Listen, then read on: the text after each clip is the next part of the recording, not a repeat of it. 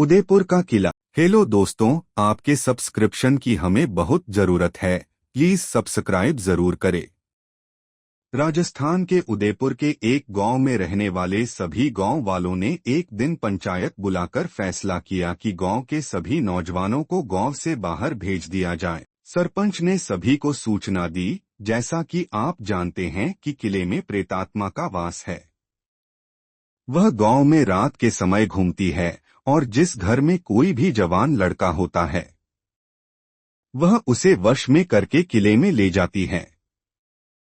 फिर उसका कुछ पता नहीं लगता, इसलिए हमने तय किया है कि यहाँ के नौजवानों को किसी शहर में भेज दिया जाए। जब इस प्रेतात्मा की पहेली सुलझ जाएगी तो हम इन्हें बुला लेंगे। तभी गांव के एक बुजुर्ग मोहनराम जी खड़े हुए और बोले, क्या कह रहे हो सरपंच? हम बचपन से सुनते आ रहे हैं उस पहेली के बारे में, आज तक तो कोई उसे हल कर नहीं पाया। यह सुनकर सरपंच ने कहा, लेकिन इन बच्चों की रक्षा तो करनी ही होगी। कैसे बचाएंगे इन्हें उस प्रेतात्मा के कहर से? तभी संजय, जिस उम्र 25 साल थी, वह बोला, सरपंच जी वह पहेली तो बताइए और हम उसे सुलझाने की कोशिश करते हैं, और उसको सुलझाकर क्या प्रेतात्मा किसी को परेशान नहीं करेगी? सरपंच ने कहा, बेटा वो हम नहीं बता सकते क्योंकि तुम्हारी जान को खतरा हो सकता है। तुम उस पहेली को सुलझाने की कोशिश। यह बात सुनकर गांव के कुछ लोग तो अपने बच्चों को शहर भेजने के लिए तैयार हो गए, लेकिन ज्यादातर इस बात को मानने को तैयार नहीं थे। सरपंच ने सबको समय दिया सोचने के लिए। सभी गांव वाले अपने अपने घर चले गए। संजय जब अपने घर आया तो उसने अपनी माँ से पूछा, माँ तुम्हें तो पता होगा उस पहेली के बारे, मुझे बताओ न। संजय की माँ पुष्पा जी ने कहा, बेटा उस बात को भूल जा, इसी चक्कर में तेरे पिता की जान चली गई और भी न जाने गांव के कितने लोग अपनी जान गंवा बैठे। संजय यह सुनकर बहुत घबरा गया। वह बोला, क्या माँ पिताजी की मौत उस प्रेतात्मा के कारण हुई थी? अब तो आपको बताना ही पड़ेगा। मैं उससे अपने पिता की मौत का बदला लेकर रहूंगा। पुष्पा जी उसे ने कहा, बेटा हम सब बड़े लोगों ने मिलकर यह फैसला किया है कि बच्चों को इस बारे में कुछ नहीं बताएंगे। तुझे मेरी कसम, मुझसे कुछ मत पूछ। संजय कसम देने से चुप रह गया, लेकिन उसके मन के अंदर एक तूफान उठ रहा था कि उसके पिता की मौत का बदला कैसे ले। अगले दिन वह अपने दोस्तों से मिला और उन्हें सारी बात बता दी। उसका दोस्त नीरज बोला, भाई मेरे भी चाचा ऐसे ही मारे गए, हमें पता लगाना ही होगा। यह सुनकर संजय ने कहा, भाई गांव में तो कोई कुछ बताएगा नहीं, हमें गांव के बाहर जाकर किसी से पता करनी चाहिए। आखिर बाहर के लोगों को भी तो इसके बारे में अगले दिन का समय तय करके सभी दोस्त गांव बाहर जाकर दूसरे गांव में पहुंच गए। वहां जाकर उन्होंने पूछताछ की, तभी उन्हें एक बुढ़िया माई मिली। बुढ़िया माई के घर पहुंचकर संजय और नीरज ने उनसे पूछा। बुढ़िया माई की बात सुनकर दोनों के होश उड़ गए। उन्होंने कहा, बेटा उस गांव के ही नहीं कई गांवों के लोग मारे जा चुके हैं उस पहेली के चक्कर में। संजय बोला, मां जी मेरे पिता भी जा चुके हैं, आप बस ये बताओ वह पहेली है क्या? तब बुढ़िया माई ने कहा, बेटा अगर तुम वहां कभी मत जाना, इसी शर्त पर मैं तुम्हें बताऊंगी। संजय और नीरज मान जाते हैं। तब वह बुढ़िया माई कहती है, उस किले में एक राजा राज करता था, हम सब उसकी प्रजा थे। राजा रानी बहुत भले थे, सबका कल्याण करते थे।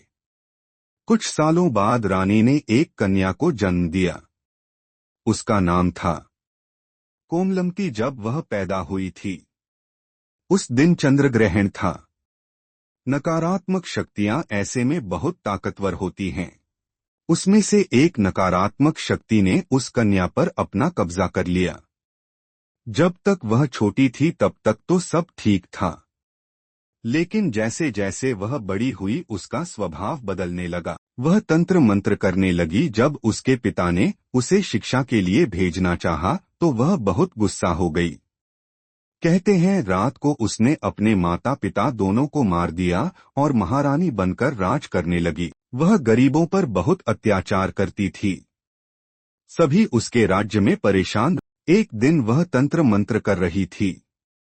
तब उसने मंत्रों की शक्ति से राजा का सारा खजाना महल में ही एक गुप्त स्थान पर छिपाकर उस जगह को ताले में बंद कर दिया। सेनापति राघव, जो कि उससे बहुत प्यार करता था, उसने शादी का प्रस्ताव रखा, जिसे सुनकर कोमलमती बहुत गुस्सा हो गई और सैनिकों को उसे कैद कर जेल में डालने के लिए कहा। लेकिन सैनिक सेनापति को बहुत पसंद करते थे। उन्होंने रानी की बात नहीं मानी। इस पर सेनापति ने राज्य के लालच में उसे मार दिया। लेकिन जब वह राजा बना तो खजाने में एक भी पैसा नहीं था।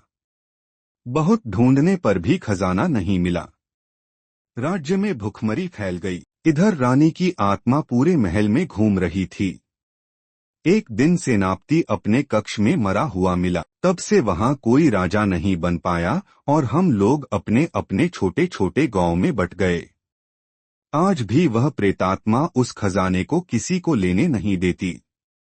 इसी लालच में कई लोग वहां गए और उस प्रेतात्मा के हाथ अपनी जान गंवा बैठे। यह सुनकर संजय बोला, लेकिन मैंने तो सुना है कि गांव में आकर जवान लड़कों को अपने साथ ले जाती है। बुढ़िया माई ने कहा, हाँ, यही तो पहेली का दूसरा हिस्सा है। जब गांव वालों ने वहां जाना बंद कर दिया, तब वह खुद अपना शिकार ढूंढने गांव में आने लगी और खजाने का लालच देकर गांव के नौजवानों को, जिन्हें इस कहानी का पता नहीं है, उन्हें अपने साथ ले। इसी बीच नीरज ने कहा, लेकिन माँ जी, ऐसे में उस खजाने का पता कैसे लगे और उस प्रेतात्मा से पीछा कैसे छुड़ाया जाए? बुढ़िया माई ने कहा, उन मंत्रों से बंधे खजाने को ढूंढने के लिए उस प्रेतात्मा की मुक्ति जरूरी है, तभी वह मंत्रों से मुक्त हो पाएगा। लेकिन यह काम वही कर सकता है जिसे उस खजाने का लालच न हो, वह सारा धन जनता के भलाई के कामों में लगा दे। बुढ़िया माई से सारी बात सुनकर दोनों वापस आ गए। अगले दिन दोनों ने किले में जाने का फैसला किया। बिना किसी को बताए दोनों किले में पहुंच गए। संजय के पास गंगा जल था और नीरज के पास एक मंत्र से अभिमंत्रित किया हुआ कलावा था। सबसे पहले उन्होंने वह कलावा किले के दरवाजे पर बांध दिया, जिससे रानी की प्रेतात्मा बाहर न जा सके। उसके बाद संजय हर जगह गंगा जल छिड़कता हुआ आगे बढ़ने लगा। कुछ दूर जाने पर उनके सामने काला साया दिखाई देने लगा। संजय ने गंगाजल छिड़कना शुरू किया। तभी प्रेतात्मा बोली, अपनी जान की खैर चाहता है तो चले जाओ यहाँ से। संजय ने जवाब दिया, हम तुझे मुक्ति दिलाने आए हैं, इस खजाने को छोड़ और मुक्त हो जा। यह कहकर संजय ने सारा गंगा जल उस काले साए पर डाल दिया। कुछ ही देर में प्रेतात्मा तड़पने लगी। तभी उसके पीछे खजाने का संदूक दिखाई दिया। प्रेतात्मा के मुक्त होते ही खजाने का संदूक। इसी बीच नीरज ने कहा, लेकिन माँ जी, ऐसे में उस खजाने का पता कैसे लगे और उस प्रेतात्मा से पीछा कैसे छुड़ाया जाए? बुढ़िया माई ने कहा, उन मंत्रों से बंधे खजाने को ढूंढने के लिए उस प्रेतात्मा की मुक्ति जरूरी है, तभी वह मंत्रों से मुक्त हो पाएगा। लेकिन यह काम वही कर सकता है जिसे उस खजाने का लालच न हो, वह सारा धन जनता के भलाई के कामों में लगा दे। बुढ़िया माई से सारी बात सुनकर दोनों वापस आ गए। अगले दिन दोनों ने किले में जाने का फैसला किया। बिना किसी को बताए दोनों किले में पहुंच गए। संजय के पास गंगा जल था और नीरज के पास एक मंत्र से अभिमंत्रित किया हुआ कलावा था। सबसे पहले उन्होंने वह कलावा किले के दरवाजे पर बांध दिया, जिससे रानी की प्रेतात्मा बाहर न जा सके। उसके बाद संजय हर जगह गंगा जल छिड़कता हुआ आगे बढ़ने लगा। कुछ दूर जाने पर उनके सामने काला साया दिखाई देने लगा। संजय ने गंगाजल छिड़कना शुरू किया। तभी प्रेतात्मा बोली, अपनी जान की खैर चाहता है तो चले जाओ यहाँ से। संजय ने जवाब दिया, हम तुझे मुक्ति दिलाने आए हैं, इस खजाने को छोड़ और मुक्त हो जा। यह कहकर संजय ने सारा गंगा जल उस काले साए पर डाल दिया। कुछ ही देर में प्रेतात्मा तड़पने लगी। तभी उसके पीछे खजाने का संदूक दिखाई दिया। प्रेतात्मा के मुक्त होते ही खजाने का संदूक खुल गया। दोनों खजाना लेकर गांव में आ गए और सरपंच को सौंप दिया। इस तरह पूरा गांव डर के साए से बाहर आ गया। सरपंच ने खजाना गांव के विकास में लगा दिया। इससे गांव वालों के घरों में खुशहाली। Please like, share and subscribe.